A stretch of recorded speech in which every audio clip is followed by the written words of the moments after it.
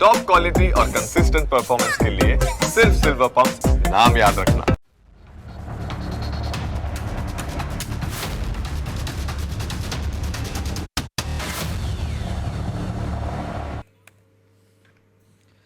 નમસ્કાર, હું Janak Dave. Full stop news analysis પ્રોગ્રામમાં આપનું સ્વાગત છે.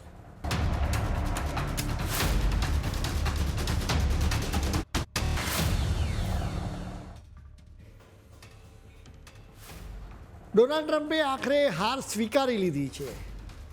ચોક્કસ સ્પષ્ટ શબ્દમાં સ્વીકાર્યું નથી, પરંતુ તેમનું નિવેદન જોતા તો કહી શકાય કે અમેરિકાએ હાર સ્વીકારી લીધી છે. અમેરિકા બળાશ મારતું હતું કે અમારે કોઈની જરૂર જ નથી, અમે તો ચપટી વગાડતા જ ઈરાનને સાફ કરી દઈશું. અત્યારે સ્થિતિ એવી છે કે ઈરાન ઝૂકવા માટે તૈયાર નથી, બલકે ઈરાને તો અમેરિકાની દુખતી નસ પર હાથ મૂકી દીધો છે. આ દુખતી નસ છે હોર્મુઝની સામુદ્રધુની, જે ઈરાનની બાજુમાંથી પસાર થાય છે. અહીંથી દુનિયાનું 20% ક્રૂડ ઓઇલ સપ્લાય થાય છે. સાઉદી અરેબિયા, કતાર અને કુવૈત સહિતના દેશો આ જ રૂટ પરથી તો ક્રૂડ ઓઇલ મોકલે છે, જેનું રિફાઇનિંગ થઈને પેટ્રોલ અને ડીઝલ બને છે, જેનાથી તમારા વાહનો પણ દોડે છે. ઈરાને હોર્મુઝની સામુદ્રધુની બંધ કરી દીધી છે. હવે ડોનાલ્ડ ટ્રમ્પે આ સામુદ્રધુનીને ફરી ખુલ્લી રાખવા માટે 7 દેશોની મદદ માંગી છે. ટ્રમ્પ ઈચ્છે છે કે આ દેશો પોતપોતાના યુદ્ધ જહાજો મોકલે અને દરિયાઈ રસ્તો સુરક્ષિત રાખવામાં સાથ આપે, જેનો સીધો અર્થ એ નીકળે છે કે અમેરિકાની પોતાની તાકાત નથી કે એકલા હાથે સામુદ્રધુનીને ખાલી કરાવી શકે. એક રીતે ટ્રમ્પે નમતું જોખ્યું હોવાનું ચોક્કસ કહી શકાય. અહીં 2 વાતની નવાઈ લાગે. પહેલી વાત એ છે કે ટ્રમ્પે ઈરાન સામે લડવા માટે ઈરાનના જ ખાસ સાથી એવા ચીનની પાસેથી મદદ માંગી છે. ટ્રમ્પે ચીન સિવાય બ્રિટન, ફ્રાન્સ, જાપાન અને દક્ષિણ કોરિયા જેવા દેશોની પાસે પણ મદદ માંગી. બીજી વાત એ છે કે અમેરિકાને આ બાબતે કંઈ ખાસ સારો પ્રતિસાદ મળ્યો પણ નથી.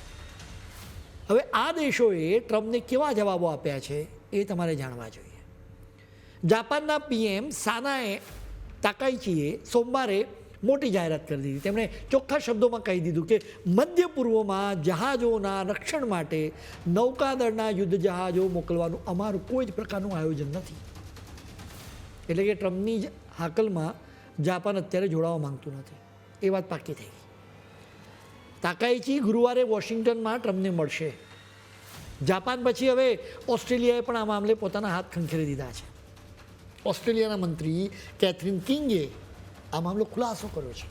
તેમણે સ્પષ્ટ કર્યું કે હોર્મુઝની સામુદ્રધુની ફરીથી શરૂ કરવા માટે ઓસ્ટ્રેલિયા પોતાનું કોઈ પણ યુદ્ધ જહાજ મોકલવાનું નથી. તેમણે એમ પણ કહ્યું કે આ રસ્તો કેટલો મહત્ત્વનો છે એ વાત અમે સારી રીતે સમજીએ છીએ, પરંતુ આ કામગીરીમાં તેઓ કોઈ પણ પ્રકારનો સહયોગ આપવાના નથી. આમ જુઓ તો અમેરિકાના એક પછી એક સાથી દેશો હવે આ મિશનથી પાછળ હટી રહ્યા છે. જાપાન અને ઓસ્ટ્રેલિયાએ ના પાડી છે, જે ખૂબ જ મોટી વાત છે, કેમ કે ક્વાડ સંગઠનમાં અમેરિકાની સાથે આ બંને દેશો પણ સામેલ છે.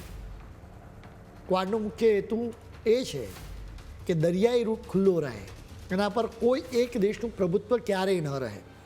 ક્વાડમાં આપણું ભારત પણ સામેલ છે. ક્વાડના સભ્ય દેશોની સાથે નાટોના સભ્ય દેશો એવા બ્રિટન અને ફ્રાન્સે પણ ટ્રમ્પને ઝાટકો આપ્યો છે. બ્રિટનની વાત કરીએ ને તો એના પીએમ કીર સ્ટારમરે આ ગંભીર મુદ્દે ટ્રમ્પ સાથે સીધી વાતચીત કરી. બ્રિટન અત્યારે આ દરિયાઈ માર્ગમાંથી સુરંગો હટાવવા માટે માઇન સ્વીપર્સ તૈનાત કરવા માટે વિચાર કરી રહ્યો છે, જેથી ક્રૂડ ઓઇલની નિકાસ શરૂ કરી શકાય. જોકે એક વાત બહુ પાકી છે કે સ્ટારમરે યુદ્ધ જહાજો મોકલવાની તો ચોખ્ખી ના પાડી દીધી છે, કારણ કે તેમને લાગે છે કે એનાથી આખા વિસ્તારમાં તણાવ વધી શકે. ફ્રાન્સ કહે છે કે આ મુશ્કેલીમાંથી નીકળવા માટે ઘણા બધા દેશોએ ભેગા મળીને એક મિશન ચલાવવું જોઈએ. ફ્રાન્સના રાષ્ટ્રપતિ ઇમેન્યુઅલ મેક્રોને તો ચોખ્ખું કહી દીધું કે ફ્રાન્સ અત્યારે યુરોપના દેશોની સાથે સાથે ભારત અને એશિયાના બીજા દેશો સાથે પણ સતત સંપર્કમાં છે. તેઓ વિચારી રહ્યા છે કે આ બધા દેશો સાથે મળીને એક એવી યોજના બનાવે જેથી હોર્મુઝની સામુદ્રધુનીમાંથી પસાર થતા જહાજોને કોઈ જ વાંધો ના આવે. એના માટે મેક્રોને ફરી એક વાત પર ભાર મૂક્યો કે આ બધું ત્યારે જ શક્ય બનશે કે જ્યારે ત્યાં ચાલી રહેલી લડાઈ અટકે અને સંજોગો થોડા અનુકૂળ થાય. એટલે કે ફ્રાન્સ તો ભારત જેવા દેશોને સાથે રાખવા તો માંગે છે, પરંતુ ઉતાવળ કરવાના સહેજ પણ મૂડમાં નથી. બ્રિટન અને ફ્રાન્સ બંને નાટોના સભ્ય હોવા છતાં તેઓ ટ્રમ્પની વાત માનવા તૈયાર નથી. એટલે ટ્રમ્પને હવે ગુસ્સો આવ્યો છે. તેમણે બહુ કડક શબ્દોમાં ચેતવણી આપી છે કે જો બીજા દેશો આ મામલે સાથ નહીં આપે તો નાટોના ભવિષ્ય માટે તે બહુ ખરાબ સાબિત થશે. તેમણે તો ત્યાં સુધી કહી દીધું કે અત્યાર સુધી અમેરિકા એના યુરોપિયન સાથી દેશો પ્રત્યે બહુ જ નરમ વલણ રાખતું આવ્યું છે, પરંતુ હવે જો તેઓ મદદ અમને નહીં કરે તો વાત વણસી શકશે.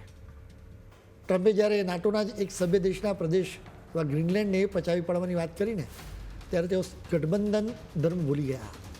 એટલે જ કદાચ યુરોપના દેશો મજબૂતીથી અમેરિકાની પડખે ઊભા રહ્યા નથી. હવે દક્ષિણ કોરિયાની વાત કરીએ તો તેમણે બહુ તોલીને જવાબ આપ્યો છે. તેમના રાષ્ટ્રપતિ કાર્યાલય તરફથી નિવેદન આપવામાં આવ્યું કે અમેરિકા સાથે વાતચીત કર્યા પછી જ હોર્મુઝમાં યુદ્ધ જહાજો મોકલવાના મામલે નિર્ણય લેવામાં આવશે. બીજા બધા દેશોએ ઘસીને ટ્રમ્પને ના પાડી શકે છે, પરંતુ દક્ષિણ કોરિયાની સ્થિતિ જરા અલગ છે, કેમ કે દક્ષિણ કોરિયાને સુરક્ષાની દ્રષ્ટિએ ઉત્તર કોરિયાથી ખૂબ જ મોટું જોખમ છે. ઉત્તર કોરિયાથી સુરક્ષા માટે દક્ષિણ કોરિયા ઘણા ખરા અંશે અમેરિકા પર જ નિર્ભર છે. હવે સૌથી રસપ્રદ વાત એ છે કે ટ્રમ્પે આ મામલે ચીનની પણ મદદ માંગી. ટ્રમ્પે બહુ સીધી વાત કરી કે ચીને પણ આમાં મદદ કરવી જ જોઈએ, કારણ કે ચીન પોતાની જરૂરિયાતનું 90% જેટલું ક્રૂડ ઓઇલ હોર્મુઝની સામુદ્રધુની મારફતે જ મેળવે છે. જોકે ચીને હજુ સુધી ટ્રમ્પની આ અપીલનો કોઈ જ સીધો જવાબ આપ્યો નથી. આ પહેલાં અમેરિકામાં ચીનના દૂતાવાસના પ્રવક્તાએ એટલું જરૂર કહ્યું હતું કે ઉર્જાનો પુરવઠો સ્થિર અને અવિરત જળવાઈ રહે તે જોવાની જવાબદારી તમામ પક્ષોની છે. ઉર્જા એટલે કે ક્રૂડ ઓઇલ અને નેચરલ ગેસ. ચીને એવું આશ્વાસન આપ્યું છે કે તેઓ આ તણાવ ઘટાડવા માટે જુદા જુદા દેશોની સાથે વાતચીત કરશે. આમ જુઓ ને તો ચીન અત્યારે વચલો રસ્તો કાઢવાની ફિરાકમાં છે, પરંતુ ટ્રમ્પ તેને સીધી રીતે મેદાનમાં ઉતરવા માંગે છે. હવે મજેદાર વાત એ છે કે અત્યાર સુધી ડોલરને કોઈ પણ પડકારે તો ટ્રમ્પને ગુસ્સો આવતો હતો. હવે ઈરાને ટ્રમ્પને ગુસ્સો જ અપાવ્યો છે. ઈરાને કહ્યું કે હોર્મુઝમાંથી ક્રૂડ ઓઇલ પસાર થવા દેવું હોય તો ચીનની કરન્સી અપનાવો, એટલે કે એનું પેમેન્ટ તમે ચીનના યુઆનમાં કરો, અને એ કરશો તો એવા જ જહાજોને અમે અહીંથી પસાર થવા દઈશું. આ ગેમ બહુ મોટી છે. અમેરિકાએ એવી વ્યવસ્થા ગોઠવી છે કે ખાડી દેશો ડોલરમાં જ ક્રૂડ ઓઇલ વેચવા માટે તૈયાર થાય. અમેરિકાએ કહ્યું કે અમે તમારા દેશમાં ટેકનોલોજીનું રોકાણ કરીશું, એટલું નહીં સુરક્ષા પણ પૂરી પાડીશું. તમારે એના બદલામાં ડોલરમાં જ ક્રૂડ ઓઇલ વેચવાનું અને ખરીદવાનું. હવે ઈરાન કહે છે કે ચાઇનીઝ યુએનમાં જ પેમેન્ટ કરો. હોર્મુઝ સામુદ્રધુનીમાંથી ભારત, જાપાન અને દક્ષિણ કોરિયા જેવા દેશો ક્રૂડ ઓઇલ ખરીદે છે. જો આ દેશો ચાઇનીઝ યુઆનમાં જ પેમેન્ટ કરવા લાગે તો ડોલરનું સામ્રાજ્ય હચમચી જાય. ઈરાને ડોલરનું સામ્રાજ્ય હચમચી જાય એવી વાત કહી. એમ છતાં ટ્રમ્પે ચીનની મદદ માંગી. ઈરાન અને ચીનના સંબંધોની વાત છે તો ટ્રમ્પ પણ બહુ સારી રીતે સમજે છે અને જાણે છે કે ઈરાનને ચીન જ અત્યારે મદદ કરી રહ્યું છે. ચીન પાકિસ્તાનની જમીનનો ઉપયોગ કરીને બધી જ સૈન્ય સામગ્રી ઈરાનમાં મોકલી રહ્યું છે. એટલે જ તો ઈરાને અમેરિકાના બેઝ ધરાવતા તમામ દેશો પર મિસાઇલ્સ અને ડ્રોન્સ છોડ્યા. જોકે એણે પાકિસ્તાનને બાકાત રાખ્યું છે. એકંદરે આખી સ્થિતિમાં ટ્રમ્પ સાવ હતાશ થઈ ગયા છે. તેમણે આ મહિનાના અંતમાં જિનપિંગને મળવા માટે ચીનમાં જવાનું છે. જોકે ચીન સાથ આપી નથી રહ્યું, એટલે ટ્રમ્પ ચીનમાં જવાનું ટાળે એવી પૂરી સંભાવનાઓ છે. ટ્રમ્પ હોર્મુઝની સામુદ્રધુનીને ફરીથી ખુલ્લી કરવા માટે આકાશ પાતાળ એક કરી રહ્યા છે.